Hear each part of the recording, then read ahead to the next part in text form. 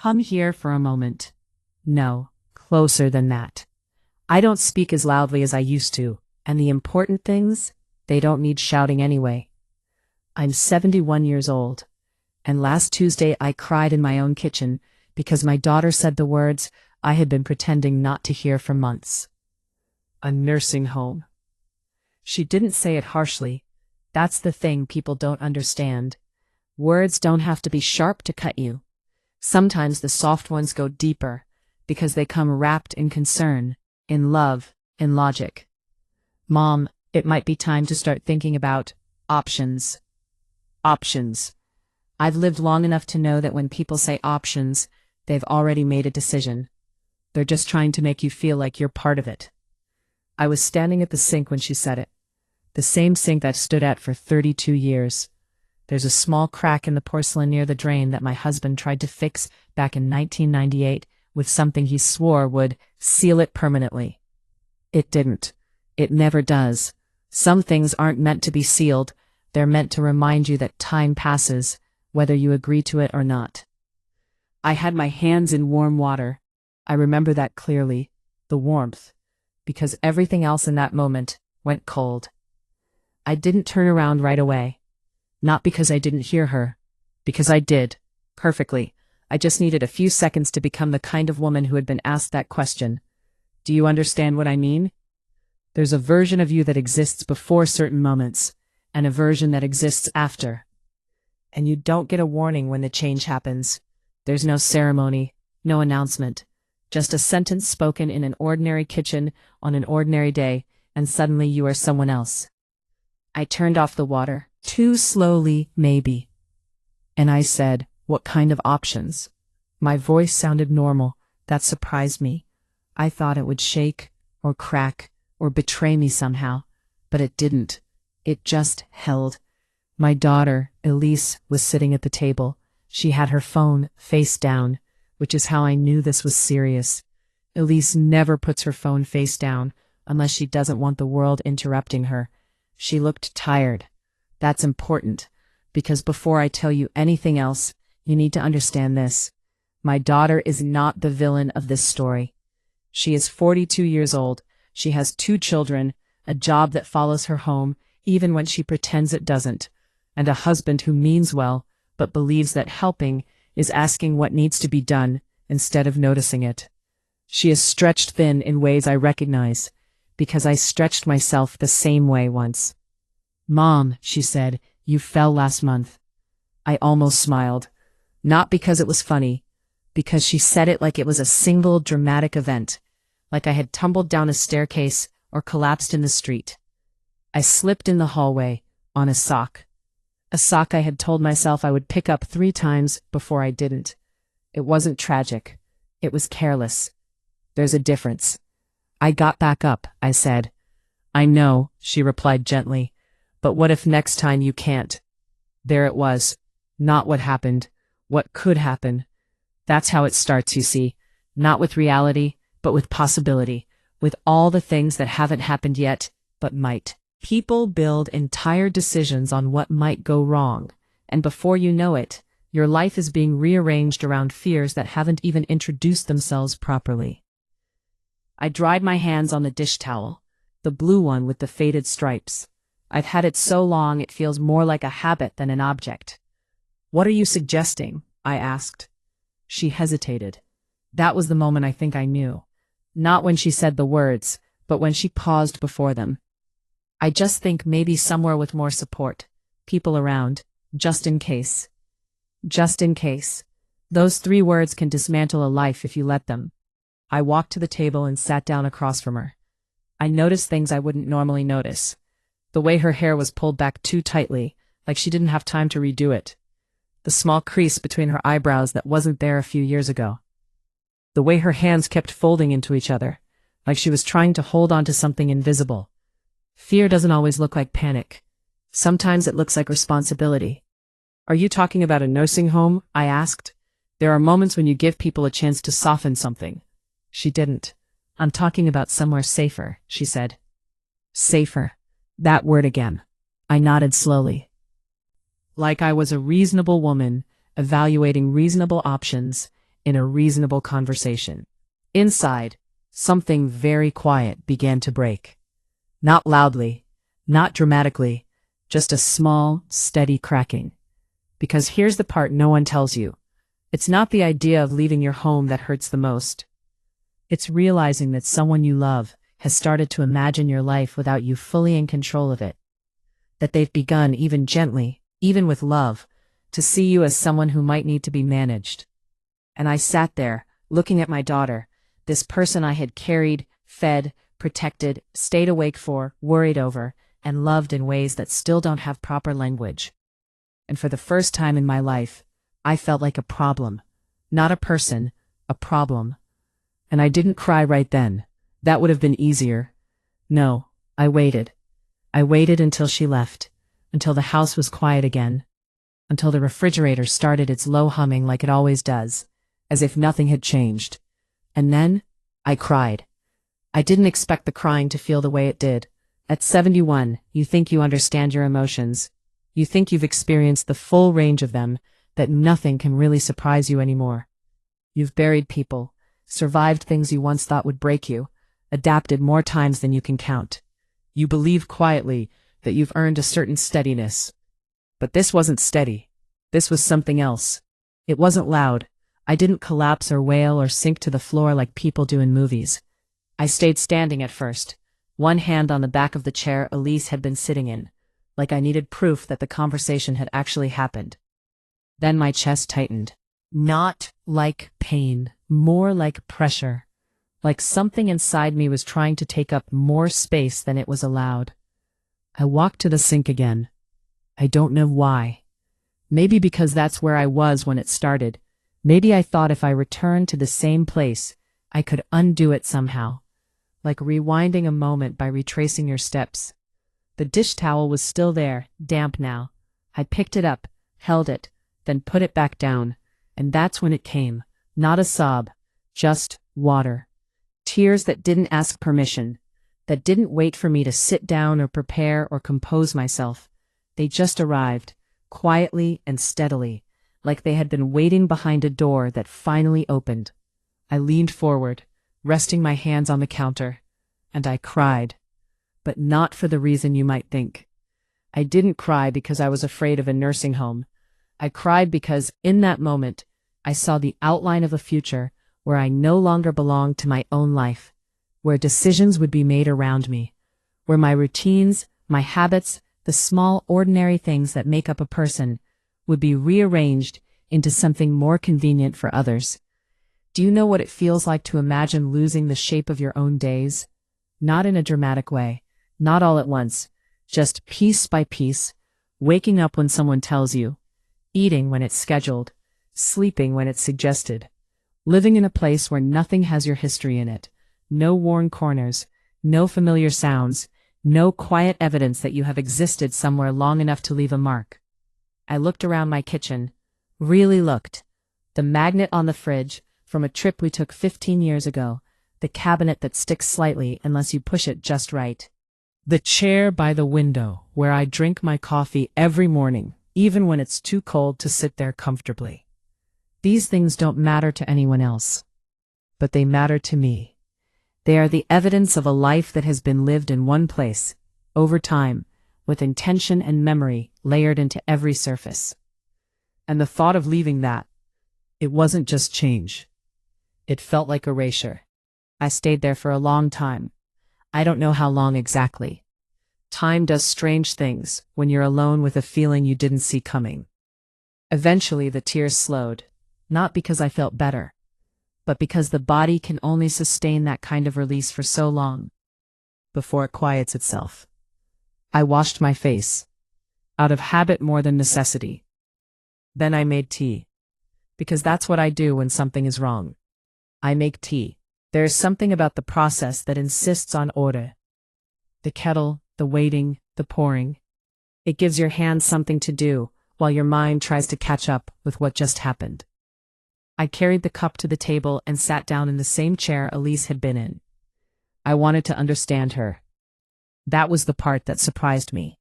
Even in the middle of my own fear, I found myself thinking about hers. Because she wasn't wrong. That's the uncomfortable truth. I did fall, and I do live alone. And there are moments, small ones, that I don't talk about. Moments where I move more carefully than I used to.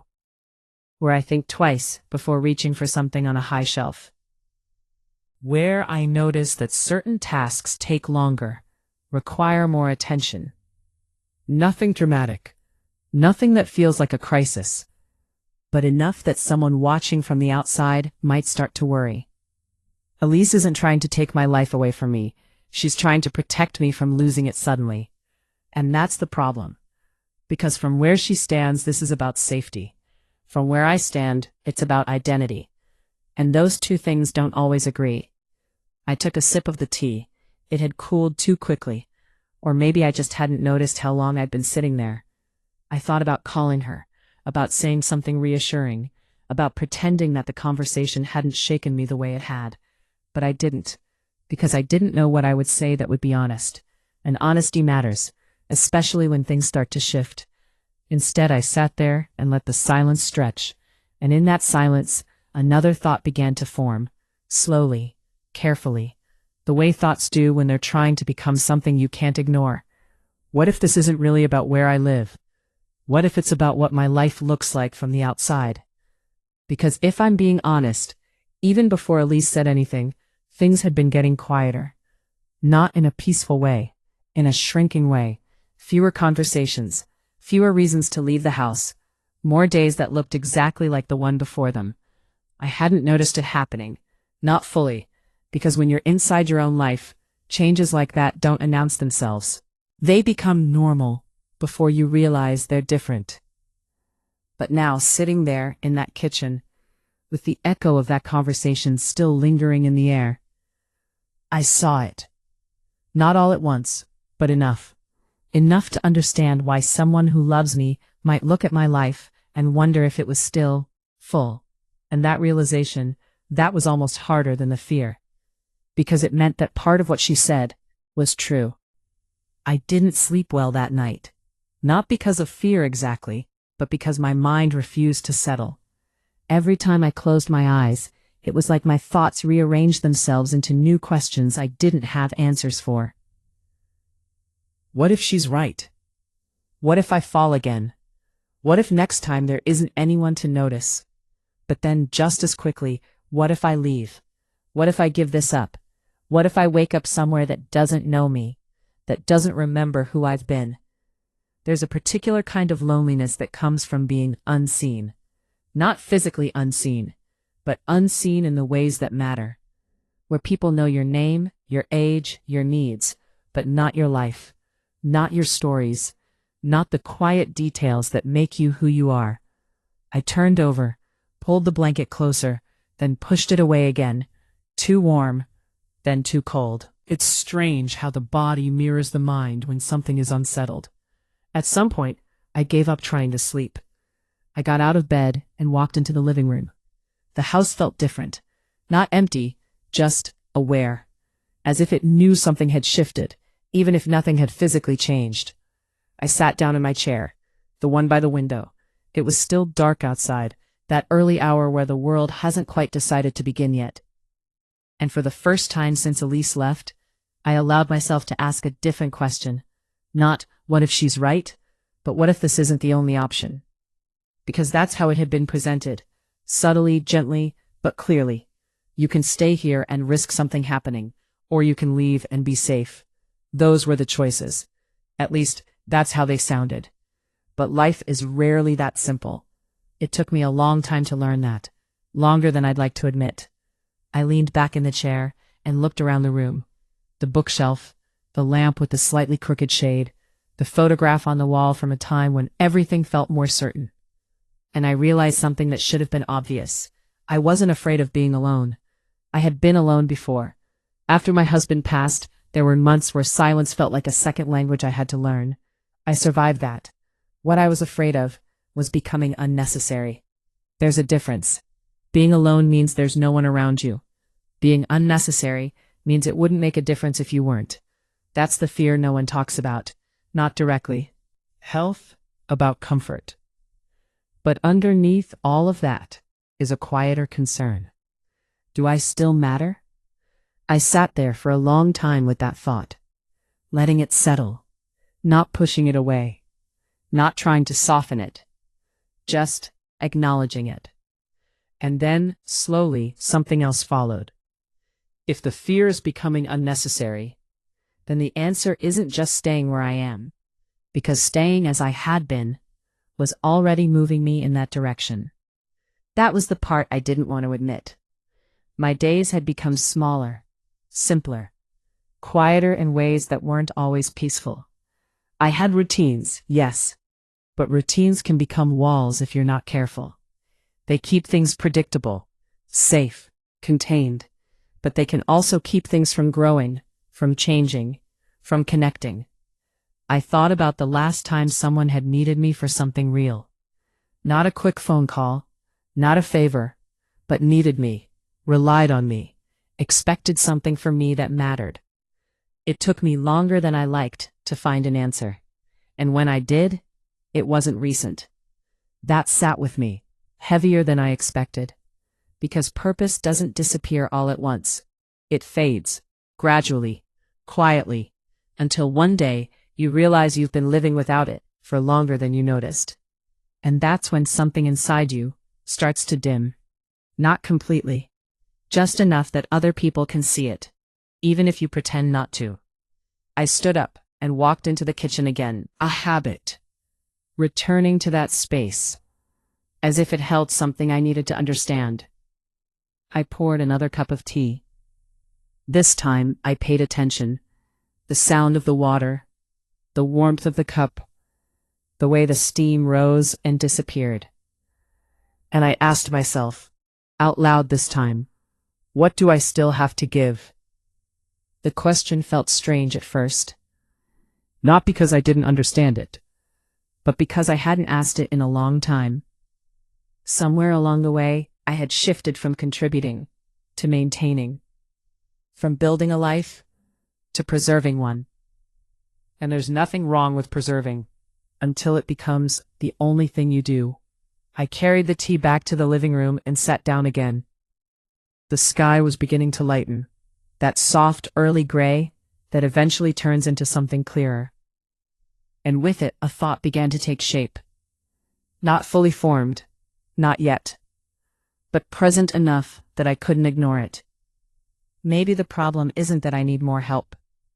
Maybe the problem is that I need more connection, real connection, the kind that isn't scheduled or assigned or built around supervision, the kind that happens because people choose to be part of each other's lives.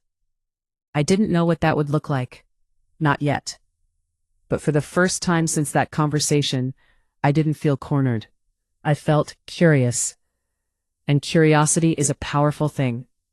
It doesn't solve the problem, but it opens a door, even if you don't know what's on the other side yet.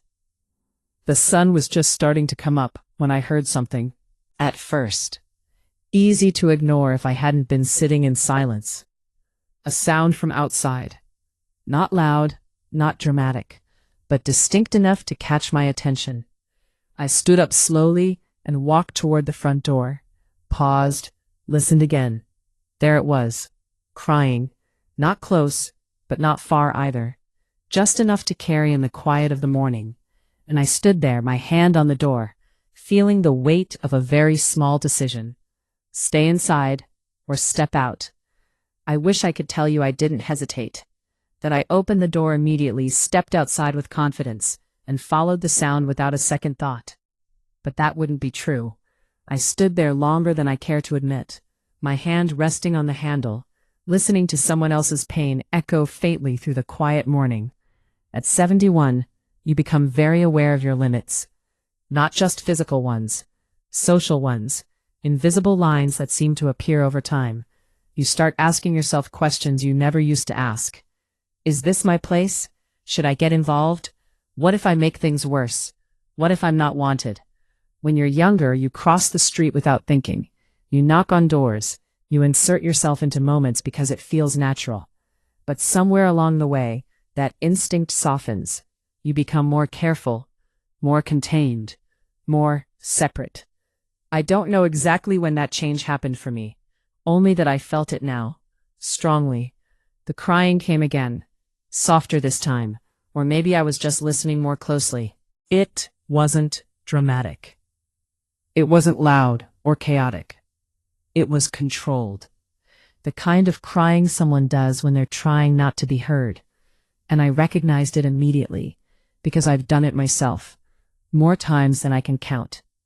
That quiet, contained breaking, where you press your lips together, hold your breath, try to keep everything from spilling over, and fail anyway. That sound doesn't ask for attention. It reveals what's already there. And before I could talk myself out of it, I opened the door. The air was cool, not cold, but enough to make me aware of it against my skin. Morning air has a way of feeling honest, unfiltered, like it hasn't had time to become anything else yet.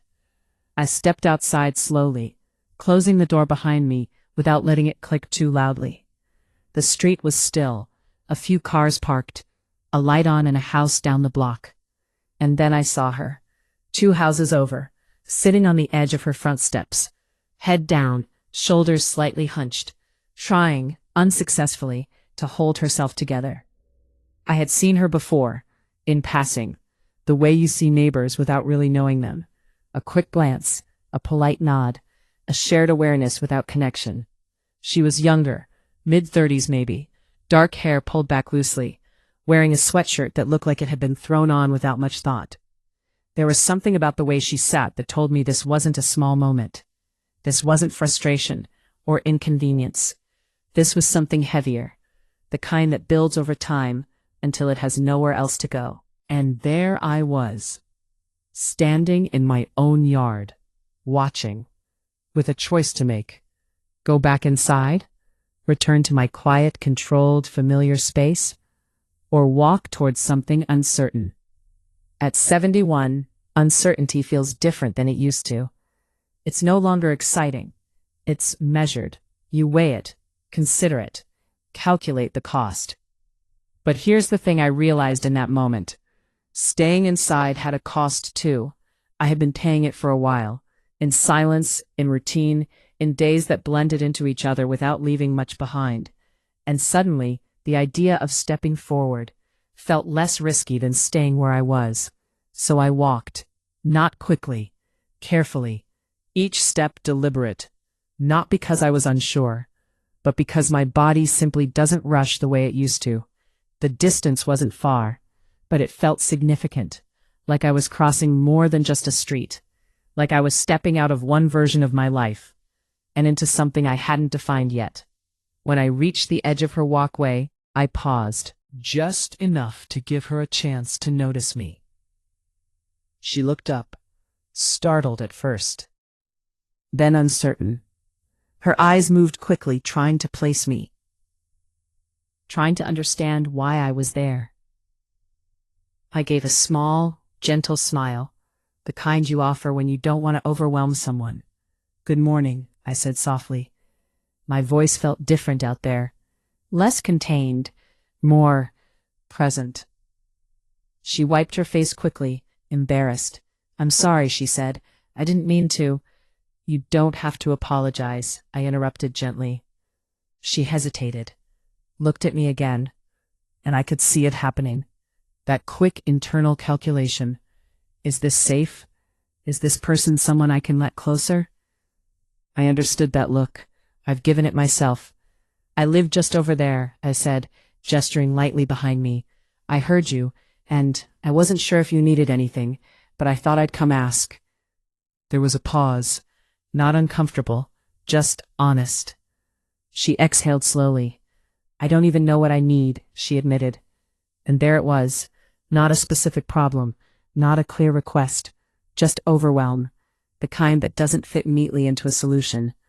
I nodded. Sometimes it helps just to not be alone in it. She looked at me for a long moment, then shifted slightly on the step. Not an invitation exactly, but not a rejection either. I took that as enough. "May I?" I asked, motioning to the space beside her. She nodded. I sat down carefully, aware of my knees, but more aware of the moment. We didn't speak right away, and that was important. because people don't always need questions, or advice, or solutions. Sometimes they just need presence. Someone willing to sit in the quiet with them without trying to fix it. After a minute or two, she spoke. "My car won't start," she said.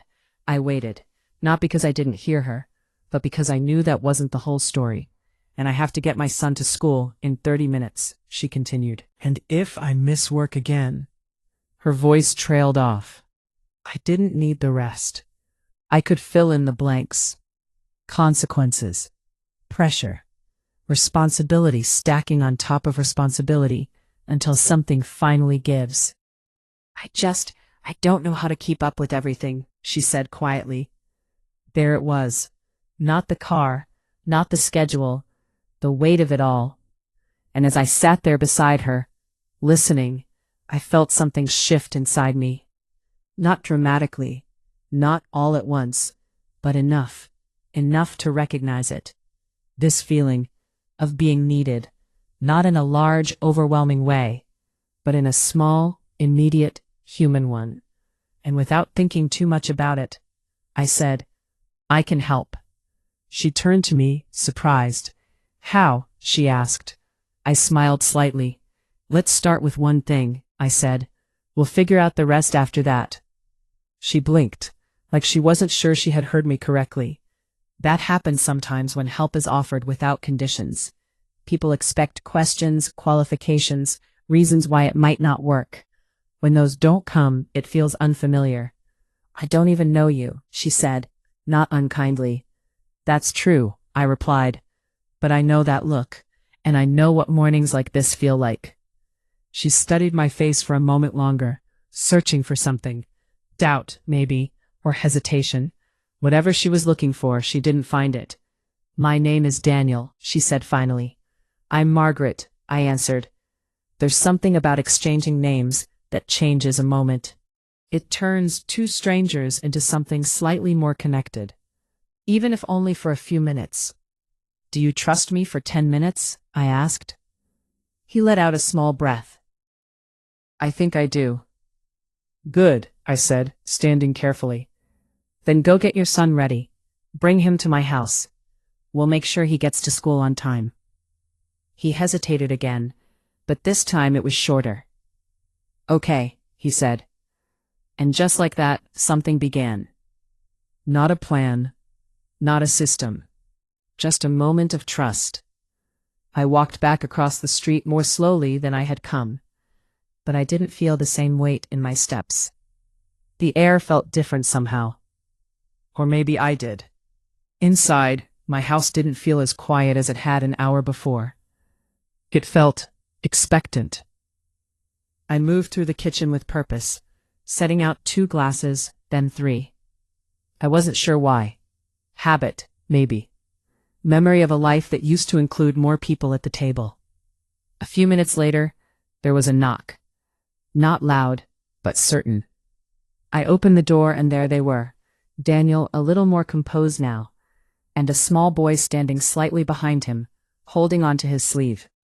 "This is Lucas," Daniel said. Lucas looked up at me with the kind of open curiosity only children have. "Hi," I said gently. "Do you like toast or eggs?" He considered this very seriously. "Toast," he said. "Come in."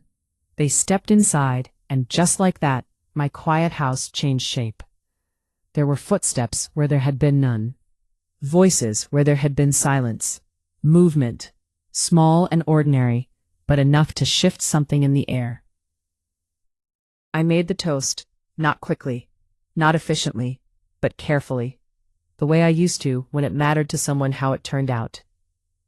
Lucas sat at the table, swinging his legs slightly, watching everything with interest. Daniel stood nearby at first, unsure, like he wasn't certain where he belonged in this new arrangement. "Sit," I told him gently. "You have a few minutes. Use them." He did, and for a moment, nothing extraordinary happened. A child ate toast. A man checked the time. An older woman moved around her kitchen, but beneath that, something important was taking place. Not visible, not dramatic, but real. I wasn't a problem in that moment. I wasn't someone being managed or worried about or discussed in terms of options. I was needed, simply, clearly, without explanation. And that feeling, it settled into me in a way I hadn't expected. After they left, after the door closed and the house became quiet again, it wasn't the same quiet. It wasn't empty. It was full. Because now I knew something I hadn't known the day before. My life wasn't over. It had just been waiting. Waiting for me to step outside. Waiting for me to stop asking what might happen to me and start asking where I could still matter. Elise called me later that evening. "Mom," she said gently, "I've been thinking about our conversation." "I have too," I replied. There was a pause, and then she asked, "Are you okay?" I smiled, even though she couldn't see it. "Yes," I said, "I think I am." And for the first time since she said those words, I meant it.